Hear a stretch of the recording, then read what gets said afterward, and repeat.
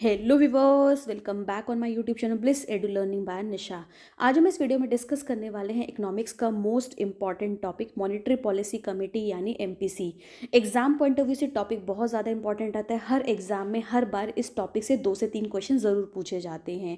तो ये वीडियो आप सभी लोगों के लिए बहुत ही ज़्यादा हेल्पफुल एंड यूजफुल होने वाली है। जो लोग भी KVS, NVS, GSSB, UGC net, UP PGT, assistant professor या कोई और स्टेट एग्जाम की तैयारी करें, उन सभी लोगों के लिए ये वीडियो बहुत ही ज़्यादा इंपॉर्टेंट होने वाली है। इस वीडियो में हम इस टॉपिक को डिटेल में समझेंगे, साथ ही समझेंगे कि किस टाइप के क्वेश्चन हर बार आपसे एग्जाम में इस टॉपिक से पूछे जा रहे हैं। तो ये वीडियो बहुत ही ज़्यादा इंटरेस्टिंग आप सभी के लिए होने वाली। तो चलिए शुरू करते हैं। सबसे पहले हम समझते हैं मॉनेटरी पॉलिसी कमेटी के बारे में कि मॉनेटरी पॉलिसी कमेटी है क्या। तो बेसिकली आप सभी जानते हैं कि इंडिया का जो सेंट्रल बैंक है वो है RBI यानी reserve bank of India. Reserve bank बना था 1 अप्रैल 1935 को। किसकी वजह से बना था? RBI act 1934। Basically RBI act आया था 1934, उसके बेसिस पे RBI बना 1935 1 अप्रैल को। ठीक है। तो जो RBI एक्ट 1934 था, इसी RBI एक्ट के अंदर अमेंडमेंट किया गया 2016 के अंदर। ध्यान रखिएगा, क्वेश्चन आ जाता है कि मॉनेटरी पॉलिसी कमेटी का फॉर्मेशन कब हुआ, मॉनेटरी पॉलिसी कमेटी कब बनी। तो मॉनेटरी पॉलिसी कमेटी बनी 2016 के अंदर। बेसिकली 2016 के अंदर RBI एक्ट 1934 में अमेंडमेंट किया गया, जहां पर बोला गया कि RBI को बोला गया कि RBI को एक काम दिया जाता है कि RBI ने इंडिया के अंदर मॉनेटरी पॉलिसी को कंडक्ट कराना है।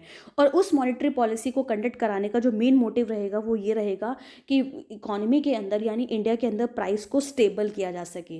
बेसिकली 2016 के अंदर RBI एक्ट 1934 में अमेंडमेंट किया गया, जहां पर RBI को रिस्पॉन्सिबिलिटी दी गई कि वो इंडिया के अंदर मॉनेटरी पॉलिसी को कंडक्ट कराएंगे। और मेन ऑब्जेक्टिव जो रहेगा, प्राइम ऑब्जेक्टिव जो रहेगा इस कमेटी का, वो रहेगा प्राइस को स्टेबलाइज करना यानी प्राइस स्टेबिलिटी को मेंटेन करना।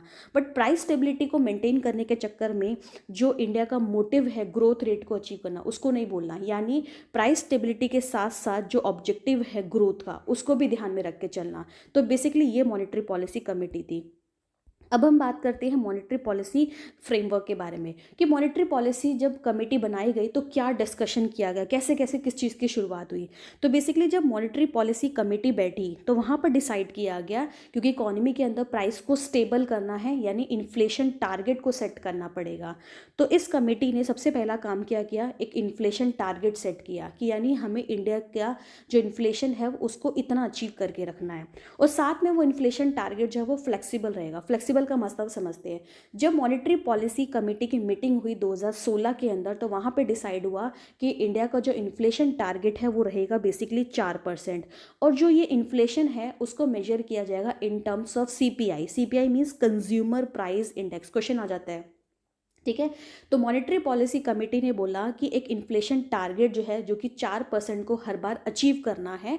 और इसके अंदर उन्होंने बोला कि फ्लेक्सिबिलिटी अलाउ कर दी जाएगी, यानी जो इन्फ्लेशन है वो +2 और -2 जा सकता है। बेसिकली अचीव 4% का ही करना, उसको मेंटेन 4% तक करके रखना है। बट अगर कंडीशन वर्स्ट होती है तो उस केस में इन्फ्लेशन जो है वो +2 -2 यानी 2 से 6% के बीच में हो सकता है। और ये भी बोला गया कि जो इन्फ्लेशन है वो CPI यानी कंज्यूमर प्राइस इंडेक्स के फॉर्म में मेजर की जाएगी। तो जब 2016 के अंदर इस कमेटी को बनाया गया तो 2016 में इन्फ्लेशन टारगेट जो है वो 4% सेट किया गया इन फॉर्म ऑफ CPI। और कितना बैंड अलाउ किया गया, कितना टॉलरेंस बैंड अलाउ किया गया, +2 और -2। ठीक है। तो उस टाइम पर जो ये टारगेट है वो रखा गया था 2016 से लेकर 2021 तक। बट जब 2021 आ गया उसके बाद सेंट्रल गवर्नमेंट ने इसी टारगेट को आगे कंटिन्यू किया। यानी सेंट्रल गवर्नमेंट ने बोला कि हम इसी टारगेट को जो है वो आगे भी अचीव करेंगे। और साथ में जो टॉलरेंस बैंड है यानी इन्फ्लेशन टारगेट और टॉलरेंस बैंड दोनों क्या रखा गया, सेम रखा गया। और इसको बढ़ाकर जो है 2021 से 2026 कर दिया गया। तो क्वेश्चन अगर आपसे पूछा जाए कि अभी इस टाइम पे मॉनेटरी पॉलिसी कमेटी का इन्फ्लेशन टारगेट कितना है, तो आप बोलेंगे 4%। और टॉलरेंस बैंड कितना है, +2 -2%। और ये कब तक सेट किया गया, 2026 तक सेट किया गया है। तो इतने क्वेश्चन आपसे एग्जाम में पूछे जाते हैं। नेक्स्ट देखते हैं, इंपॉर्टेंट क्वेश्चन यहाँ से आ जाते हैं कि मॉनेटरी पॉलिसी कमेटी के मेंबर्स कौन कौन होते हैं। तो बेसिकली आपको ध्यान रखना है, मॉनेटरी पॉलिसी कमेटी में टोटल 6 मेंबर होते हैं। इन 6 में से जो 3 मेंबर होते हैं वो आरबीआई की तरफ से होते हैं और 3 मेंबर जो होते हैं वो गवर्नमेंट ऑफ इंडिया की तरफ से होते हैं। जो 3 मेंबर आरबीआई की तरफ से होते हैं इसमें एक गवर्नर होता है, एक डिप्टी गवर्नर होता है और एक ऑफिसर होता है। तो अगर जैसा कि आप जानते हैं, मॉनेटरी पॉलिसी कमेटी की जो मीटिंग होती है साल में कम से कम 4 बार होती है, क्वार्टरली बेस पे मीटिंग होती है। तो इस बार जब मॉनेटरी पॉलिसी कमेटी की गई तो उस टाइम पर इस कमेटी के मेंबर्स कौन कौन रहे। क्वेश्चन आ जाता है कि करंट मॉनेटरी पॉलिसी कमेटी जो मीटिंग कर रहे हैं उसके करंट मेंबर्स कौन है। तो अगर हम बात करें इस टाइम पे, आरबीआई गवर्नर कौन है, श्री शक्तिकांत दास। डिप्टी गवर्नर कौन है, डॉक्टर माइकल देबाब्रता पत्रा। और ऑफिसर कौन है, डॉक्टर राजीव रंजन। इसके अलावा आपने पढ़ा कि 3 मेंबर कहाँ से होते हैं, वो होते हैं गवर्नमेंट ऑफ इंडिया की तरफ से। तो इस टाइम पर जो मीटिंग हुई थी उसमें 3 मेंबर जो गवर्नमेंट ऑफ इंडिया की तरफ से थे वो कौन कौन थे, doctor Ashima Goyal, Jayant R Varma and Shashank Bhide. इन तीनों का ही, यानी जो 3 मेंबर जो सेंट्रल गवर्नमेंट की तरफ से अपॉइंट किए जाते हैं, उन सभी लोगों का जो टेन्योर होता है वो 4 साल का होता है। अब यहाँ से क्वेश्चन पूछ लिया जाता है कि मॉनेटरी पॉलिसी कमेटी में कितने मेंबर होते हैं। तो टोटल 6 मेंबर होते हैं। एक क्वेश्चन पूछा गया था पहले कि कितने मेंबर गवर्नमेंट ऑफ इंडिया की तरफ से होते हैं, 3। कितने मेंबर आरबीआई की तरफ से होते हैं, 3। क्वेश्चन पूछ लेता है कि करंट मॉनेटरी पॉलिसी कमेटी की अगर बात करें तो 6 मेंबर्स के नाम पूछ लेता है कि पूछ लेता है कि कौन इसका मेंबर नहीं है। तो आपने 6 मेंबर्स के नाम याद रखने हैं। कौन कौन है, Shaktikanta Das, doctor Michael Debabrata Patra, doctor Rajiv Ranjan, doctor Ashima Goyal, Jayant R Varma and Shashank Bhide. ये 6 नाम आपने याद रखने हैं, इस कमेटी के मेंबर्स हैं।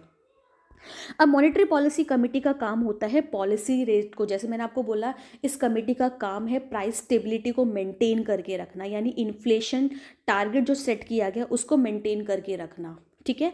तो इसको मेंटेन करने के लिए जो मॉनेटरी पॉलिसी कमेटी है वो क्या करती है, वो बेसिकली पॉलिसी रेट डिसाइड करती है। बेसिकली मॉनेटरी पॉलिसी कमेटी जो है इन्हीं पॉलिसी रेट का यूज़ करके जो है, जो टारगेट रखा गया 4% का, उसको अचीव करने की कोशिश करती है। और आप सभी जानते हैं पॉलिसी रेट में क्या क्या आता है, जैसे रेपो रेट हो गया, रिवर्स रेपो रेट हो गया, एसएलआर यानी statutory liquidity ratio, cash reserve ratio, open market operation, LAF liquidity adjustment facility, SDF standing deposit facility, MSF marginal standing facilities.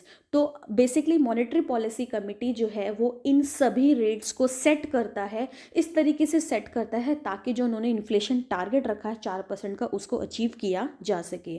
और आपने पढ़ा था कि इनकी जो मीटिंग होती है वो साल में कम से कम 4 बार होती है, क्वार्टरली बेसिस पे मीटिंग की जाती है। एंड मोस्ट इंपॉर्टेंट क्वेश्चन पूछ लेगा कि अभी इस टाइम का, यानी इस टाइम का मॉनेटरी पॉलिसी कमेटी ने क्या रेट सेट किया है, यानी अलग अलग पॉलिसी रेट। ये तो बहुत इंपॉर्टेंट क्वेश्चन है, हर बार आता है। ठीक है। तो आपने करंट पॉलिसी रेट याद करने हैं जो कि एमपीसी ने, मॉनेटरी पॉलिसी कमेटी ने सेट की है। तो मॉनेटरी पॉलिसी कमेटी के हिसाब से जो सीआरआर रहेगा यानी कैश रिजर्व रेशियो रहेगा वो रहेगा 4.5%। एसएलआर को रखा गया है 18%। बैंक रेट सेट किया गया है 6.5%। एमएसएफ यानी marginal standing facility 6.5%। Repo rate जो है वो 6.25% रखा गया है और रिवर्स रेपो रेट जो है वो 3.35% रखा गया है। तो इतनी बेसिक इन्फॉर्मेशन आपसे इस टॉपिक से पूछी जाती है। तो ये टॉपिक बहुत ज़्यादा इंपॉर्टेंट है और छोटा सा टॉपिक है, तो इतनी इन्फॉर्मेशन आप याद रख लेंगे तो 2 से 3 क्वेश्चन आप आसानी से बिल्कुल सही करके आएंगे। तो आई होप आपको वीडियो पसंद आई होगी। So do like, share and subscribe my channel and also press the bell icon button to get the notification of all my upcoming videos. Thanks for watching. जय हिंद, जय भारत।